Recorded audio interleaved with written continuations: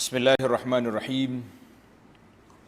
Alhamdulillahi rabbil alamin wassalatu wassalamu ala rasuli rabbil alamin nabiyyina Muhammad ibn Abdullah wa ala alihi wa sahbihi wa man walah. Amma ba'd. Muslimin dan muslimat, para jemaah dan para penonton sekalian, Assalamualaikum warahmatullahi wabarakatuh. Alhamdulillah, kita teruskan pengajian kita dalam sebuah kitab, nama dia Amradul Ummah, penyakit yang melanda umat ini dan beberapa cara tip untuk menghilangkannya, insya-Allah. Kita ni kalau tahu penyakit saja tak berubat, rugi. Macam kita pergi hospital, doktor tengah ambil darah lagi, ambil air kencing lagi, nah, macam-macamnya. Mesti korek hidung lagi. Sedap kena korek hidung. Berair mata-mata tak? Tujuan dia nak tengok penyakit. Na'udzubillah lah, kalau ada penyakit kena ubat. Kita bersama juga bila kita belajar Amradul Ummah, penyakit yang melanda umat ini, tujuan utama kitanya untuk kita tahu penyakit. Kalau ada pada diri kita, kita ubati. Kalau tak ada, kita ubat orang lain yang berpenyakit. Itu tujuan dia. Baiklah, penyakit yang ke-28 dalam kitab ini, dha'ful iman, lemah iman. Ini kita penyakit berat. Lemah iman ni kita akan tengok sebab-sebab yang menjadi lemah iman. Kemudian kita akan tengok pula sebab ataupun tip bagaimana taqwiyatul iman, nak menguatkan iman kita supaya lebih mantap dan lebih kuat, insya-Allah. Maka para jemaah sekalian, punca huru-hara dalam dunia ini, punca mari daripada mana? Mari daripada kelonggaran. Orang panggil loose screw. Amplak dia panggil, cabut skru. Tidaklah kalau tercabut tu, na'udzubillah, itu sudah dikira kafir. Ia ni tak cabut tapi longgar. Bergogek kata orang. Iman tu tidak mantap. Maka ini semua memerlukan kepada kita belajar dan kita tahu sebab-sebab yang terjadi sedemikian, bagaimana untuk kita nak menaikkan semula taraf supaya dia jadi baik, insya-Allah. Sebelum kita pergi kepada kelemahan, kita kena tengok dulu apa itu makna al-iman. Apa dia iman? Al-imanu bermakna at-tasdiq wal iqrar. Tasdiq, membenarkan, percaya dan mengakui. Dia ada dua. Kalau setakat kita tahu saja, tak boleh. Tanya orang yang bukan Islam hari ni, orang kafir, mau tahu ada Allah, dia kata tahu, tapi dia tak beriman. Kalau dia beriman apa dengan Tuhan dia, bukan Tuhan yang Allah yang dimaksudkan, maka tidak menjadi. Naknya at-tasdiq wal iqrar. Kita percaya, membenarkan dan mengakui. Barulah dia itu nama dia iman. Dari sudut syaraknya, i'tiqadul qalbi wa qaulul lisan wa amalul jawarihi wal arkan. Tanda ni pelajar-pelajar. Iman dari sudut definisinya iaitulah kepercayaan. Simpulan kepercayaan dia panggil i'tiqad dalam hati. Wa qaulul lisan, lidah kena kata asyhadu an la ilaha illallah wa asyhadu anna Muhammadar Rasulullah. Kalau tak kata tak jadi. Contohnya ada orang nak mari masuk Islam, kita bawa pergi. Mengucap lah. Oh, duk mengucap dah ni. Dia tunjuk dalam hati dia mengucap. Tak jadi sebab kita tak dengar dia. Mesti berlafaz. Qaulul lisan, dia kena kata aku beriman pada Allah, percaya la ilaha illallah, baru jadi. Bila dia percaya, kata dengan lidah, tasdik dengan hati, membenarkan dengan hati, i'tiqad dengan hati. Perkara dalam hati kita tak dapat nak kesan, kita tak dapat nak tengok. Ada orang boleh tengok dalam hati orang? Tak boleh tengok. Hak boleh tengok hati orang ni doktor-doktor pakar bedah. Tu dia tengok hati orang. Tapi dia tidak tahu dalam hati. Faham ke tidak?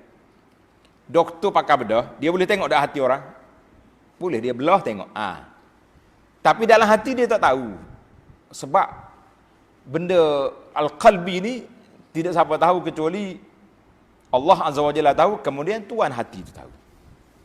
Macam kita hari ni duduk dekat-dekat, kita tak tahu dia mikir apa.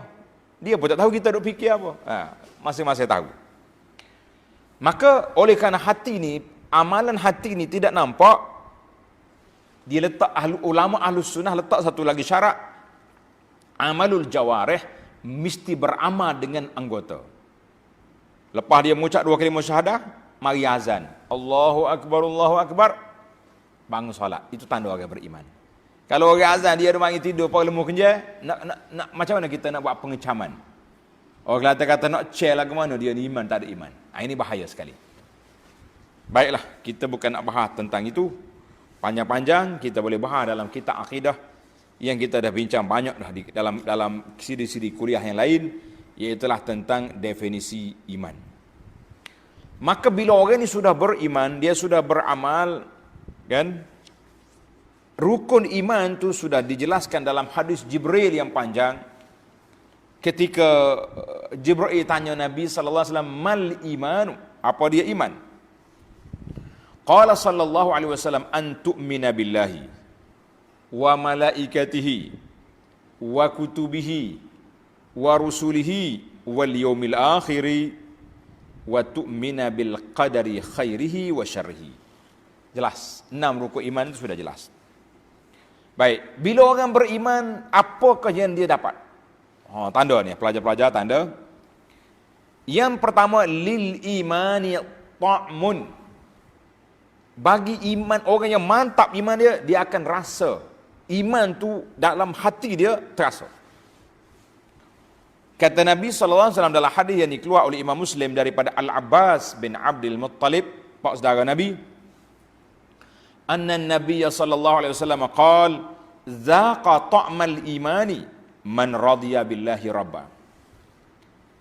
Akan merasai rasa kelazatan iman itu mereka yang beriman redha Allah Ta'ala sebagai Tuhan dia.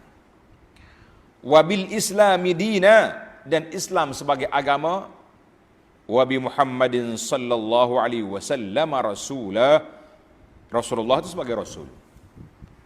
Orang betul-betul beriman, dia akan rasa kekuatan iman itu dalam jiwa dia. Mana bukti? Ingat ke tidak cerita? Dalam tafsir kita belajar kisah Fir'aun dengan ahli sihir. Berapa ramai ahli sihir? Berapa? Ada riwayat macam-macam. Ada kata 1,000, ada dalam tafsir Safwah kata sampai 15,000. Kan? Bila dia berlawan Nabi Musa, dia kalah. Ahli sihir kata, "Amanna bi Rabbi Musa wa Harun." Kami beriman dengan Tuhan Musa dengan Harun. Fir'aun mengamuk. "Kalau kamu tak tinggal perkataan kamu ni, aku akan bunuh kamu, silang kaki tangan." Apa ahli sihir yang sudah beriman kata apa? "Faqdi ma anta qadid." Fir'aun menjatuhlah hukum nak kata apa? "Innama taqdi hadhil hayatid dunya." Mu boleh jatuh hukum atas dunia aja. Tak mau tinggal iman. Itu dia kata zaqa ta'mal iman. Orang yang akan merasa kemaslahatan iman itu orang yang telah memilih Allah Ta'ala sebagai redha, sebagai Tuhan, Islam sebagai agama anutan, dan Nabi sallallahu alaihi wasallam sebagai Rasul. Itu kemudian bagi iman dia ada halawah, ada rasa manis. Apa nama rasa manis? Dalam hadis yang dikeluar oleh Imam Bukhari Muslim daripada Anas, sabda Nabi sallallahu alaihi wasallam, "Salatun man kunna fihi wajada halawatal iman." 3 orang ni dia akan dapati merasai kemanisan iman. Siapa dia? Wa fi riwayatin ta'mal iman. Yang pertama, orang yang Allah Ta'ala dengan Rasulnya lebih disayangi, dicintai oleh dia daripada benda lain. Satu. Yang kedua, orang yang mencintai seorang Islam yang lain itu kerana Allah. Yang ketiga, dia tak mau lagi jadi kafir semula setelah dia beriman, sebagaimana dia tak mau dicampak ke dalam api. Hadis ini tanda akhrajahu al-Bukhari wa Muslim. Itu orang yang nak merasai kemanisan iman, ini ciri dia. Kemudian banyak lagi lah kelebihan iman tu. Nabi SAW sebut lawalahu nur. Iman itu cahaya. Cahaya yang mana? Cahaya di dalam hati dia. Baiklah para jemaah sekalian, itu dia panggil kelebihan iman. Kemudian kita tengok pula iman ni ada pasang surut. Iman ada turun naik. Dia panggil al-imanu yazidu wa yanqus. Iman tu dia ada naik, ada turun. Al-Imamul Bukhari telah meletak satu bab dalam kitab sahih dia. Dalam Kitabul Iman, bab bi'unwan babu ziyadatil imani wa nuqsani. Bab bertambah iman dan berkurang. Fal iman yazidu bit taati wa yanqusu bil ma'siyah. Bila kita taat, zikir kuat, ibadat, iman naik. Bila kita lemah, buah kali, tak tahulah ke mana, lara, dia down balik, turun. Kata Nabi SAW dalam sebuah hadis yang dikeluarkan oleh Al-Hakim daripada bisanadin Hasan min hadis Abdullah bin Amr, sabda Nabi SAW, innal imana la yakhlaqu fi jawfi ahadikum kama yakhlaqu thawb. Iman itu akan lusuh, lembek di dalam jiwa seorang kamu itu sebagaimana lusuhnya baju yang dipakai lama. Baju kita kalau pakai lama dia jadi lembek, gosok pun tak naik seri dah. Betul tak? Ya. Orang panggil apa ni? Lusuh. Fas'alullaha ta'ala an yujaddidal imana fi qulubikum. Nabi SAW beritahu, mintalah dengan Allah SWT supaya Allah Ta'ala perbaharukan iman dalam hati kamu. Kita kena minta. Macam mana kita nak minta? InsyaAllah dalam akhir perbincangan nanti kita sebut ada beberapa tip, 10 berapa cara-cara nak taqwiyatul iman, nak menguatkan balik iman. Baiklah para jemaah sekalian, itu kemudian kita bagi kepada suaru, bentuk ataupun gambaran lemah iman. Sebab-sebab iman tu lemah dan bagaimana fenomena terjadinya sedemikian. Mudah-mudahan dengan kita tahu, kita akan dapat mengubah ataupun mengubatinya, insya-Allah. Yang pertama kita kena ingat, dalam hadis kita baca tadi, zaqa ta'mal iman, zaqa halawatal iman. Orang yang merasai kemanisan iman, kekuatan iman itu bila dia buat beberapa perkara. Bila dia dengar nasihat, bila dia baca Quran, bila dia berzikir, kuat. Tetapi dia akan mari lahzah saat lemahnya iman bila tanda.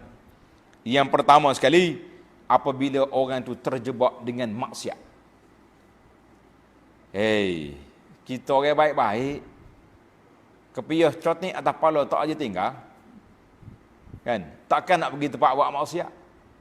Tempat orang duk melompat, duk menari, tak pergi dah kita. Tapi kena ingat, dalam poket kita ada alat yang boleh kita tengok macam-macam. Betul tak? Di rumah kita channel TV ni ada mangkuk atas hatak. Orang panggil apa? Parabola. Semua channel atas dunia nak tengok boleh. Nak tengok Arab bergelek boleh. Nak tengok orang putih berjemur boleh. Nak tengok Melayu menunggih boleh. Semua boleh. Maka kalau duduk ikut program-program yang maksiat ini, ketika itulah dia panggil fenomena down, lemahnya iman. Sebab orang yang kuat iman, dia tak boleh tengok maksiat. Dia tak boleh tengok maksiat. Dia kata, hey, ini mungkar. Kenapa aku nak tengok? Maka Allah Ta'ala peringat kepada kita, وَلَا تَتَّبِعُوا خُطُوَاتِ الشَّيْطَانِ إِنَّهُ لَكُمْ عَدُوٌ مُبِينٌ. Jangan sekali-kali kamu ikut jejak langkah syaitan, sebab dia itu musuh bagi kamu yang sangat nyata. Surah Al-Baqarah ayat 168. Dalam ayat lain Allah Ta'ala sebut wala taqrabuz zina innahu kana fahishatan wa sa'a sabila. Jangan sekali-kali kamu menghampiri zina, sebab dia perbuatan yang jahat, yang keji. Artinya bila manusia boleh terjebak dengan maksiat, bermakna iman dia lemah. Dalam hadis lain Nabi kita sallallahu alaihi wasallam bersabda, la yazni zani hina yazni wa huwa mu'min. Tidak akan berzina orang yang berzina itu ketika dia buat dalam keadaan dia betul-betul beriman. La. Mana iman dia sudah down ketika itu. Orang yang mencuri sama juga Nabi sebut. Apa saja orang kaki maksiat, maknanya iman dia turun, dia ikut, dia buat maksiat. Itu yang pertama. Yang kedua, dia tidak rasa bersalah bila melakukan perkara tak baik. Tanda itu. Tak rasa bersalah, tak rasa menyesal. Allahu Akbar. Orang ni, bila nak mengumpat orang, sekarang ni dia tak panggil mengumpat, dia panggil membawang. Ya. Bawang. Tak kira lah bawang putih ke bawang hijau tak. Bawang putih lagi dahsyat, bawang busuk kalau makan mentah. Bukan membawang, mengumpat boleh. Apa bawang-bawang? Tak ada bawang. Bawang sedap je makan, kan? Bila dia mengumpat orang ke, dia jadi batu api namimah. Macam penulis-penulis, blogger, penulis upahan sekarang ni, wartawan-wartawan yang tak jaga akhlak lah. Bukan semua. Dia boleh buat fitnah kepada orang, boleh laga-lagakan orang, boleh apa? Dengan tidak ada bersalah. Tak rasa dia bersalah. Dia buat la yash'uru bin nadam, tidak rasa menyesal. Maka kita kata inilah orang yang lemah iman. Sebab dia terlupa, dia ingat dia boleh buat apa saja. Sebab sekarang ni zaman Facebook, kita punya password kat tangan kita nak tulis apa benda boleh tulis, nak kata apa boleh kata. Kalau zaman dulu payah nak masuk surat khabar, kita kena tulis, hantar dulu, editor pilih. Tak bagus ni. Sekarang ni editor tangan dia, penulis dia juga, penapis dia juga. Jadi maka orang yang tak rasa bersalah dengan dosa yang dia buat, itu tanda dia dha'ful iman, tanda lemahnya iman. Yang ketiga, berselindung di sebalik akhir zaman. Tanda dia. Kenapa buat macam ni? Sorry Syekh. Dunia sekarang ni semuanya fitnah. Dunia sekarang ni sudah moden, mana ada orang perlu dihalal haram. Dia bersalahkan dunia. Ini masalah. Kalau tanya dia, Pak Haji nampak solat di masjid ke mana anak? Nampak duduk congek mutu yang waktu orang tak solat maghrib. Budak-budak zaman sekarang. Yang main zaman PKP congek mutu lagi tak? Congek juga. Congek. Anak siapa perempuan? Rambut tak aurat macam hatu pari tu. Hatu pari ke hatu raya? Yang penting bergoseng rambut tu. Sorry. Budak-budak zaman sekarang. Ini bukan budak zaman sekarang. Kamu tu sudah dikira dayus sebab tidak menegur kemungkaran, maka itu dia panggil dha'ful iman. Tanda lemah iman. Dalam syair yang disebut oleh ulama salaf, dia kata na'ibu 'ala zaman wal 'aibu fina. Kita mengatakan zaman sudah rusak, yang rusaknya kita bukan zaman. Berapa ramai orang zaman sekarang ni ikhlas pada Allah SWT. Berapa ramai orang yang melakukan perkara-perkara yang baik, tak buat maksiat. Tapi kita nak menyalahkan zaman, kita tak menyalahkan kita kata ini di antara perkara yang menunjukkan fenomena atau menjadi sebab kepada lemahnya iman, wal'iyazubillah. Nah, hati-hati. Yang keempat, tanda kita nak suruh ingat ni. Yang keempat dia panggil al-ijharu bil ma'asi. Al-ijharu bil ma'asi, menzahirkan maksiat. Tak kira lah. Selamba je orang sekarang ni. Basuh kereta depan tangga, tak kira orang lalu-lalu pun pakai seluar pendek. Seluar spendu kata orang pakai. Basuh kereta. Sambil-sambil tu duk gosok tayar tu. Orang lalu paling akhir tengok, mana dia ni? Tubik habis segala benda. Tak malu. Adamul haya. Di antara min suwaril mujahar, iaitulah orang yang buat maksiat senyap-senyap, tapi dia pergi tayang kepada orang melalui alat media baru hari ni. Letak di Facebook gambar dia duduk minum arak ke, gambar dia duduk tempat pelacuran ke, atau ni ramai jadi ni. Ambil gambar dalam rumah senyap-senyap, isteri tak aurat, post di Facebook yang dapat dilihat oleh semua orang. Hadza dha'ful iman. Orang ada iman tidak akan tayang aurat anak-anak dan isteri kepada publik, kepada masyarakat.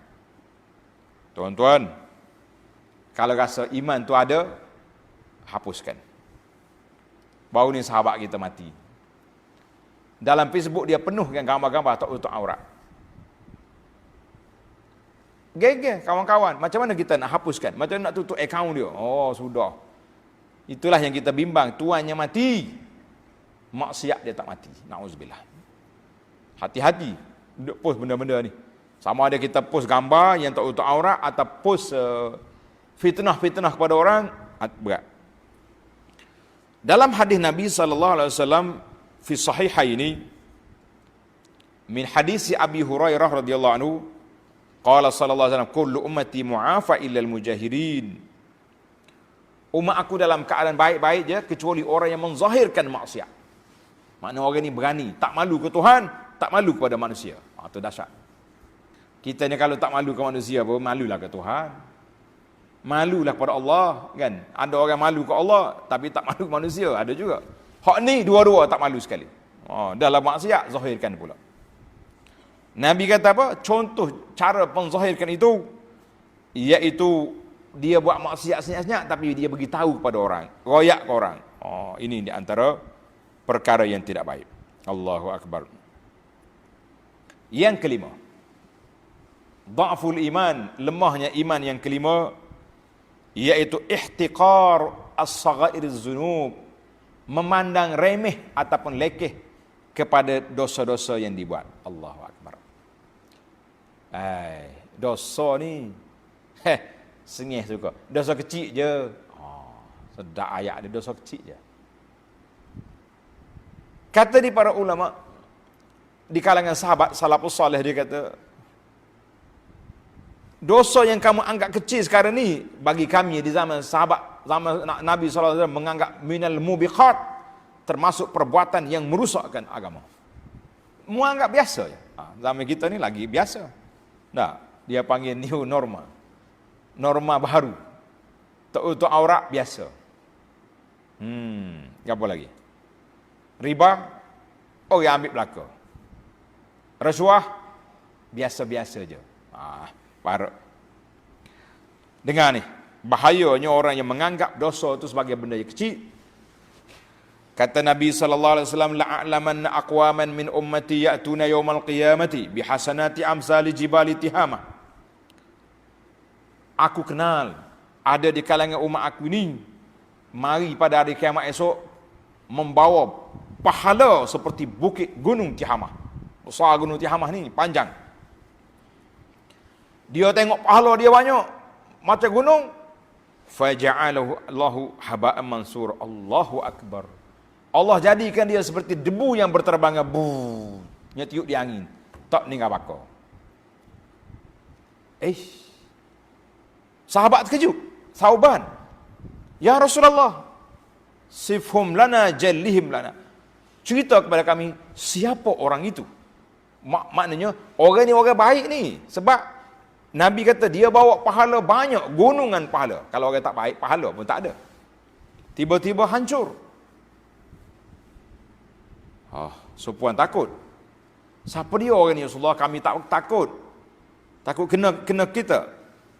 Nabi SAW bagi tahu, ama inhum ikhwanukum, mereka itu saudara-saudara kamu, bangun solat malam seperti kamu juga.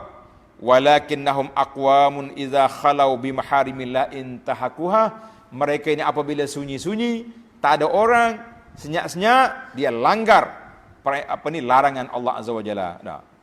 Waktu ada orang pegang handphone, Bismillahirrahmanirrahim, tak ada orang, tarik yang gelek, apa nak buat? Hancur dia punya ibadat. Sebab orang tengok dia wali besar.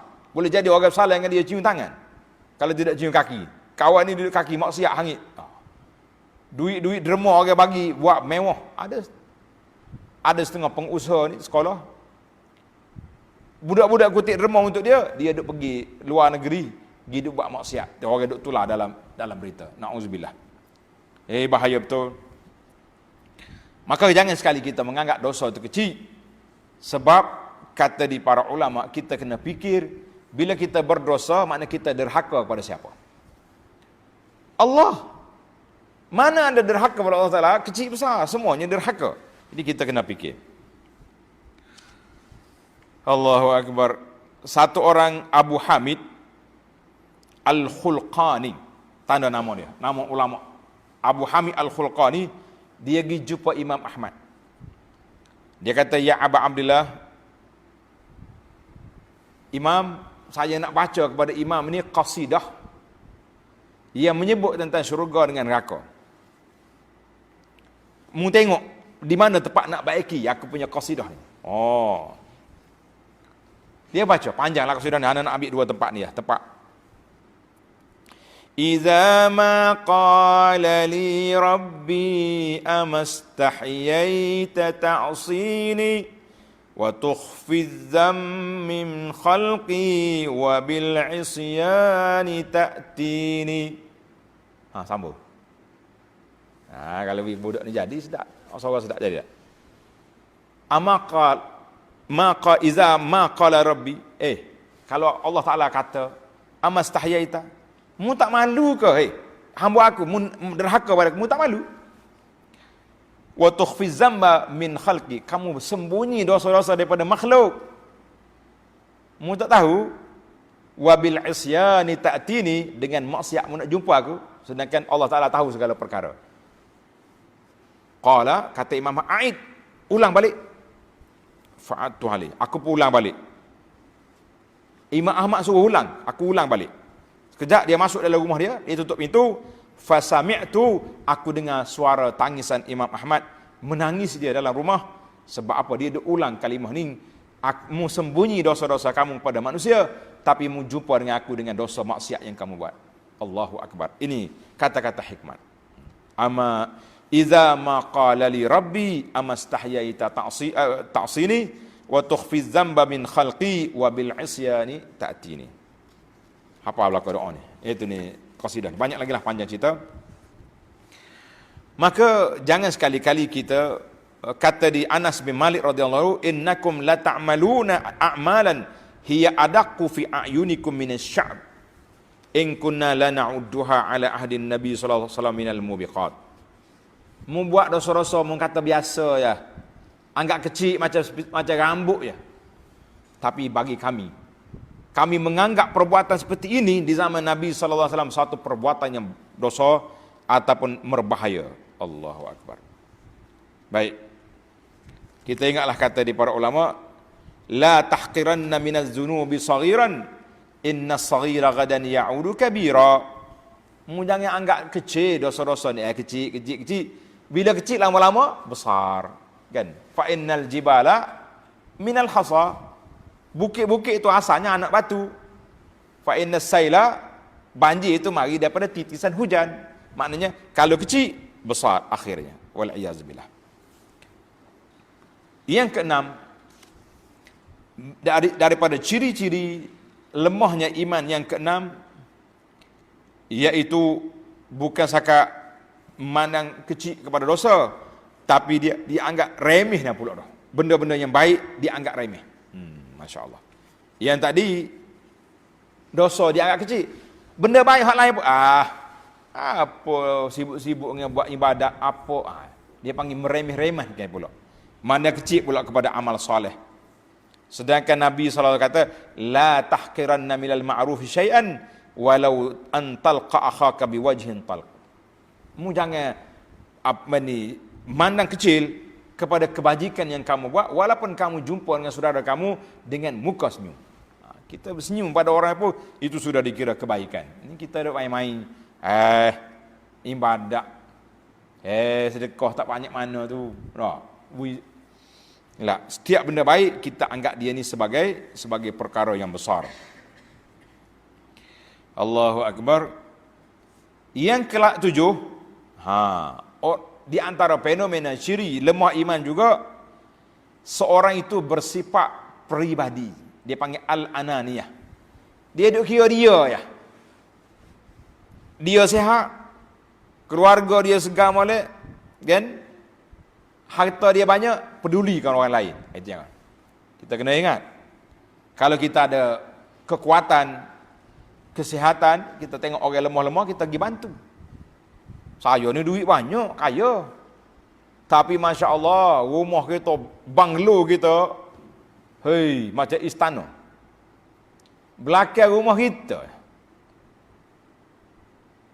kalau hujan, penuh dengan besin. Tak ada air. Mana tiri, tak pernah tanya khabar. Oh, saya 3 kali setahun pergi umrah. Masya Allah. Jiran sebelah 3 hari makan nasi dengan budu. Ini di antara fenomena lemah iman. Kita duk kira kita senang, kita tidak peduli dengan orang-orang yang susah-susah. Masya Allah, tabarakallah. Ana dapat maklumat daripada sahabat kita yang ada jawatan di dalam pemerintahan. Dia kata, bajet yang telah diperuntukkan besar. Kalau digunakan bajet ini oleh orang-orang dulu yang berkuasa di kawasan-kawasan, tak ada rumah orang nak runtuh macam duduk dalam rebai ayam, duduk dalam guk kambing, tak ada. Tapi apa boleh buat? Juta-juta duit projek turun, pakat duduk faraid di tengah jalan. Tak sampai ke orang pakai miskin. Mereka bertanggungjawablah depan Tuhan. So, kita bercakap atas dunia apa, yang kata duduk tuduh korang. Tapi ingat baik-baik. Fenomena dha'ful iman, kita duk sibuk dia panggil jaga diri dia tak memikir kepada jiran tetangga, tak memikir kepada orang lain, tak fikir kepada umat-umat Islam yang susah. Ini dia panggil di antara manusia yang tidak baik. Kata Nabi sallallahu alaihi wasallam, masalul mu'minina fi tawaddihim wa tarahumihim wa ta'atufihim masalul jasad. Bandingan orang mukmin sama-sama dia dalam berkasih sayangnya, dalam kasih yang belahnya, dalam orang panggil tindakannya seperti tubuh yang satu. Tubuh ni kalau kita sakit ujung jari, mata teriak. Tak? Berair mata. Mulut duk mengadu-adu, jalan-jalan pak, sepak ibu kaki, sepak batu. Siapa dia sakit? Ya? Mulut sakit, aduh. Siapa lagi sakit? Mata. Mana teriak tu? Sakit. Kan? Itu dia menunjukkan bahawa ujung kepala, ujung kaki sama. Kita kena macam tu dalam kita sifat seorang mukmin, kita kena sama. Kita rasa menjiwai, oi orang Islam Palestin dibom sekarang ni. Doa, ya Allah ya Tuhanku, bantulah saudara. Ni dak. Masalah kita ni zaman Covid ke zaman apa ni corona, dalam khutbah pun tak sebut nah. Doa-doa khutbah tak sebut ya Allah angkatlah corona, duk sebut ke hak rutin biasa tu. Ini di antara tidak prihatinnya pena-pena yang menulis khutbah. Dan imam-imam pula nak tambah takut. Ataupun memang tak boleh tambah, tak boleh nak tambah. Ada juga. Allahu Akbar. Berapa ada kita? Yang ke-8. Yang ke-8 beribadat setakat yang wajib je. Yang sunat-sunat tidak ambil cakna. Ingat. Saya pergi masjid ustaz. Betul awak pergi masjid. Tapi mari masuk masjid solat.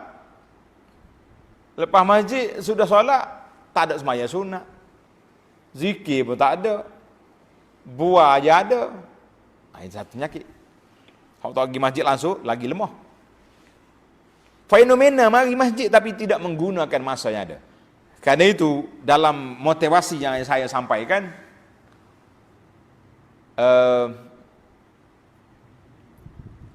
kita kata kalau kita istiqamah, orang azan kita masuk masjid, lepas azan kita solat qabliyah, kan?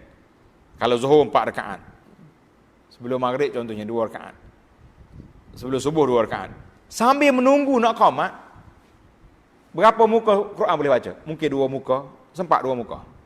Belum qamat. 2 muka. Ada orang laju sampai 4 muka, 2 lah.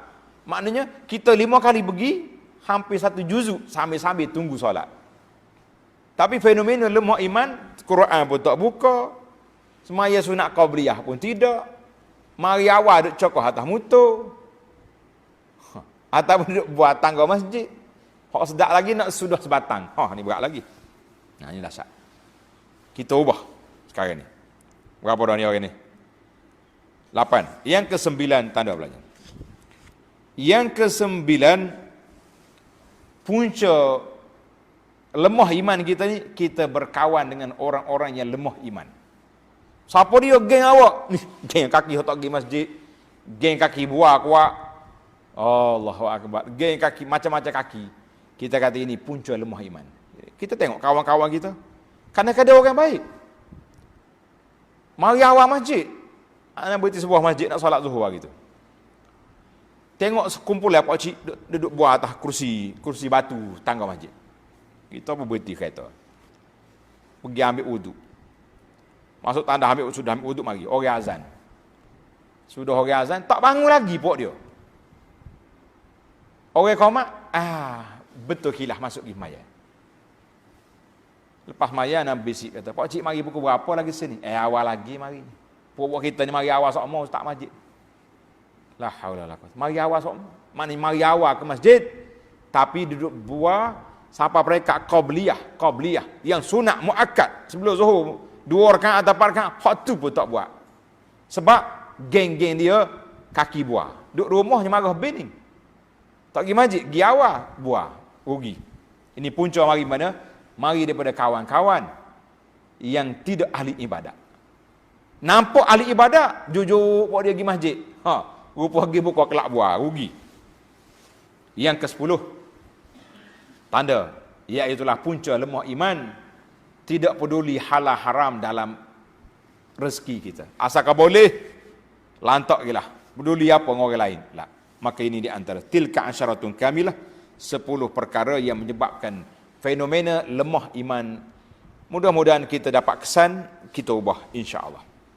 Sekarang ini kita berpindah kepada al-asbab, sebab-sebab boleh menguatkan iman dan menaikkan orang panggil recharge, cah balik kita punya bateri keimanan kita kepada Allah Azza wa Jalla. Tanda para jemaah, anda tak boleh hurai lagi kerana masa kita terhad, kan? Zaman PKP ni dia had. Azan Isya kena berhenti dah. Yang pertama, ma'rifatullahi azza wa jalla bi asma'i wa sifati. Kita mesti mengenali Allah Ta'ala dengan nama-nama dia, dengan sifat-sifat Allah. Nama Allah Ta'ala berapa? Yang ada disebut-sebut 99, kan? Walaupun nama itu banyak lagi, tapi kalau kita boleh menghayati 99 nama Allah Ta'ala ini, kita akan takut pada Allah Ta'ala. Sifat Allah Ta'ala berapa? Banyak. Yang kita duduk belajar ni pun ada beberapa sifat. Anda kata kalau kita boleh menghayati sifat Allah Ta'ala, mendengar, melihat, mengetahui, itu pun kita tak berani nak langgar perintah Allah. Tapi oleh kerana kita terlupa, waktu nak mengupak terlupa sifat Allah Ta'ala mendengar. Waktu nak bagi rasuah terlupa Allah Ta'ala melihat. Waktu nak buat maksiat terlupa Allah Ta'ala mengetahui. Maka jadilah manusia lupa, wal'iyazubillah. Sebab yang kedua, ma'rifatun Nabi sallallahu alaihi wasallam, kita mengenali Rasulullah sallallahu alaihi wasallam melalui mana? Melalui sunnah dia. Apa yang Nabi tinggal, kita buat. Kita menyayangi semua perbuatan yang dibuat oleh Nabi sallallahu alaihi wasallam. Hak Nabi buat. Kata Anas radhiyallahu anhu, aku suka makan duba, makan labu. Sebab aku tengok Nabi kita sallallahu alaihi wasallam makan labu. Kerana tu. Tapi jangan hak Nabi tak ada buat, jangan ada buatlah kita je. Oh, tanda kami suka kepada Nabi, gambar selipar duk atas kepala. Itu fenomena baru. Nah, suka dengan Nabi maknanya ikut sunnah dia sallallahu alaihi wasallam. Yang ketiga, tanda yang ketiga. Sebab yang ketiga, at-tamassuku bil kitabi was sunnati wal amal bihima. Kita mesti berpegang dengan Quran dengan sunnah dan kita beramal dengan dua-duanya. Jangan tak beramal. Saya pegang dengan Quran, hari-hari pegang Quran sebelum pegang sunnah belum. Beramalnya tidak, mana jadi? Pegang itu maknanya memahami dia dan beramal dengan dia. Itu makna pegang. Jangan duduk main kata, saya ni pegang Quran ni. Dia beli Quran kecil tu, tak boleh poket. Pegang Quran. Itu panggil, orang panggil galah, pikul Quran, tidak pegang Quran. Yang keempat, tadabbur Al-Quran. Tulis itu, tadabbur Al-Quran. Maknanya kita memahami isi kandungan Quran. Dengan kita baca, kita faham. Itu dipanggil tadabbur. Kalau baca saja boleh pahala. Bukan kata tak boleh. Tapi dengan kita tadabbur, berfikir, kaji Quran, maka itu dia apa ni, memberi kesan yang besar kepada kita insya-Allah. Sebab yang kelima, at-tafakkuru fi makhluqatillah, sentiasalah kita berfikir kepada makhluk yang dicipta oleh Allah Taala. Tengok benda ni. Kita tengok dengan ainul basirah, dengan mata kita dan mata hati kita. Kalau tengok mata saja, dia boleh selfie ya. Tengok dengan mata hati, baru kuat iman kita insya-Allah. Yang keenam, kasratun nawafili ba'dal faraid. Hendaklah kita berbanyakkan solat-solat sunat, puasa sunat setelah kita menunaikan yang wajib. Ana dah kempen dah pada para jemaah sekalian. Di antara yang kita kempennya solat sunat 12 rakaat satu hari satu malam yang kita namakan projek mega mampu milik. Nah, buat tak buat 12 tu? Tak apa derah jawab. Nah, kena jaga solat duha, jaga solat witir, kalau boleh puasa Isnin Khamis, itu di antaranya. Yang ke-10, kita kena didik hati kita ini supaya sentiasa mengingati Allah Azza wa Jalla, ingat pada Allah Subhanahu wa taala, takut kepada Allah Taala. Yang kita belajar dalam kitab penawar bagi hati kita tu, dia panggil sifat al-khaufu wal raja, kena ada dalam hati kita, barulah kita takut. Yang ke-8, zikrullah taala, banyaklah berzikir. Zikir yang ana ajar mudah-mudah ya kepada tuan-tuan dan puan-puan, iaitulah kita kata subhanallah, kata semua subhanallah walhamdulillah wala ilaha illallah wallahu akbar. Hak ni pun tak kata juga. Padahal zikir ingat dah, rugi. Kata ibu bapa semua, paling kurang kita kata 500 kali satu hari satu malam. Boleh ke tak boleh? Tak boleh. Pas nak suruh kuat iman lagi mana? Vitamin tak nak makan. Yang ke-9, kita menyertai kumpulan para pendakwah yang duduk masuk mengajak orang kepada Islam, kepada ni. Itu dipanggil boleh menguatkan iman kita insya-Allah. Sebab bila kita ajak orang, kita kena buat. Yang ke-10, ad-du'a.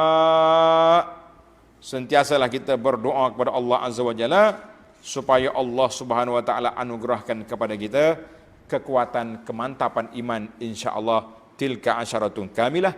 Itulah 10 perkara secara ringkas-ringkasnya untuk menguatkan iman kita.